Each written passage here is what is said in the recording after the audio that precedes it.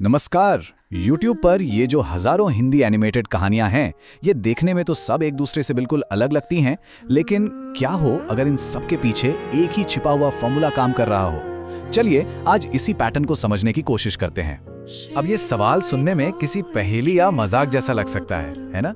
पर इसका जवाब असल में आज की डिजिटल दुनिया में कहानी कहने के एक बहुत ही दमदार फॉर्मूले को उजागर करता है।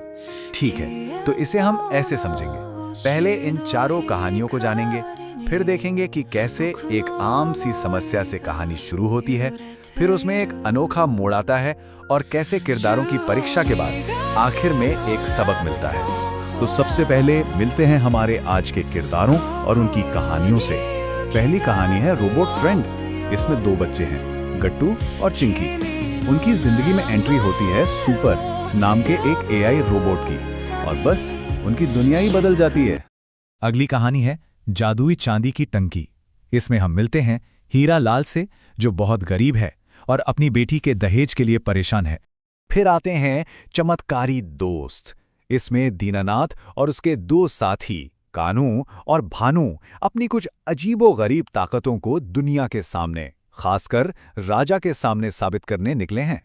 और हमारी आखिरी कहानी है होली हॉरर। ये एक ऐसे गांव की कहानी है जहां रूपा नाम की एक भूतनी का साया है, जिसकी होली के दिन ही हत्या कर दी गई थी। तो ये चारों कहानियां एकदम अलग अलग हैं, है ना? लेकिन इन सब में एक बात कॉमन है। हर कहानी की शुरुआत एक बहुत ही आम, जानी पहचानी सी मुश्किल से होती है। तो देखिए इन कहानियों की जड़ें कितनी आम हैं।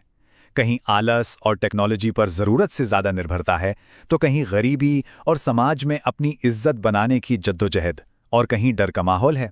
मतलब ये वो भावनाएं हैं जिनसे हम सब कहीं ना कहीं जुड़ सकते हैं। और यहीं से कहानी में एक ट्विस्ट आता है, वो एक पल जब सब कुछ पूरी तरह से बदल जाता है। और यही तो इस फॉर्मूले की खूबसूरती है।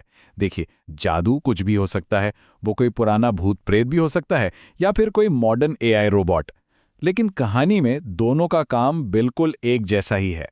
असल में यही वो चिंगारी है जो किरदारों को उनके कंफर्ट जोन से बाहर धकेलती है और कहानी की सबसे बड़ी चुनौती के सामने लाकर खड़ा कर देती है।